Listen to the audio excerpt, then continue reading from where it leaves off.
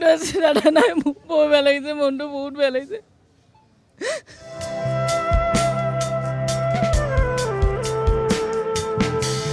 দাদাৰ ঘৰত দাদাই মোক কয় তই ঘিলা পিঠা বুলি কওঁ আমি অপাৰ আছামৰ মানে তই পিঠা বনালে মোক দিবি দে সুমন তোৰ হাতৰ পিঠা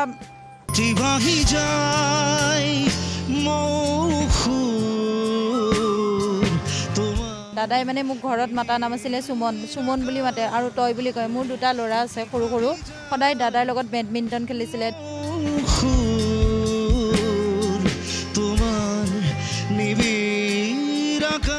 বেয়া লাগিছে মই যোৰহাটৰ পৰা আহিছোঁ দাদাক মানে সাংঘাতিক ভাল পাওঁ সৰুৰ পৰাই ভাল পাওঁ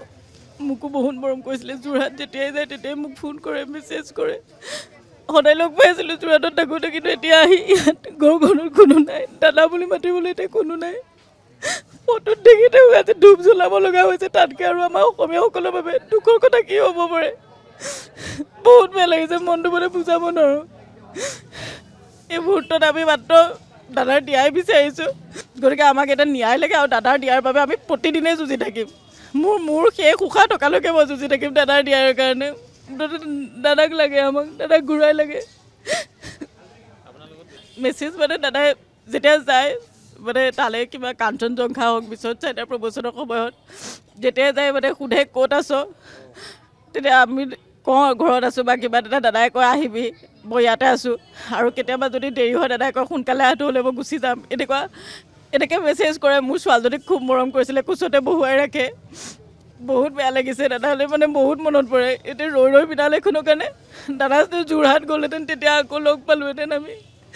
কিন্তু আজি দাদা নাই মোক বৰ বেয়া লাগিছে মনটো বহুত বেয়া লাগিছে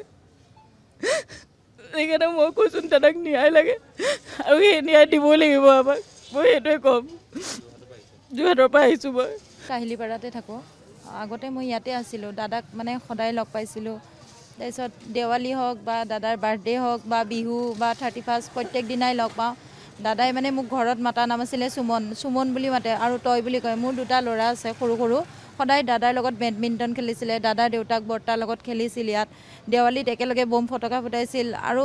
মানে এইটো নাপায় আৰু দাদাৰ ন্যায় বিচাৰোঁ বাকী মুখ্যমন্ত্ৰী মহোদয়লৈ এইটোৱে ৰিকুৱেষ্ট কৰোঁ যে আমাক ন্যায় লাগে দাদাকতো ঘূৰাই নাপাওঁ তথাপিও আমাক ন্যায় লাগে আছে বহুত স্মৃতি আছে দাদাইতো মোৰ ঘৰত গৈ মানে ভাত পানীও খাই আছে দাদাই মোক মানে ইমান নিজৰ ভণ্টিৰ নিচিনা মৰম কৰে মই লাষ্টৰ বিল্ডিংটোত আছিলোঁ 6 বছৰ দাদাৰ লগতে আছিলোঁ দাদাৰ ঘৰত দাদাই মোক কয় তই ঘিলা পিঠা বুলি কওঁ আমি অপাৰ আছামৰ মানে তই পিঠা বনালে মোক দিবি দে সুমন তোৰ হাতৰ পিঠা আৰু মই ক'ব নোৱাৰোঁ ধন্যবাদ আমি শিৱসাগৰৰ পৰা আহিছোঁ পৰহি আহিলোঁ তাৰপৰা জুবিন দাৰ তাত সোমাই আহিছোঁ আৰু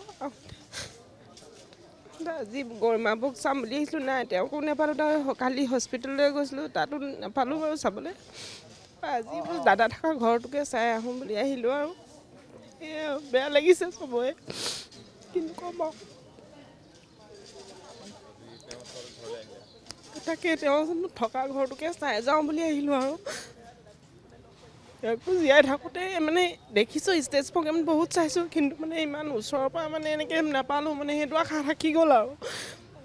সেয়ে দাদাই নিয়াই পাওক আৰু সেয়ে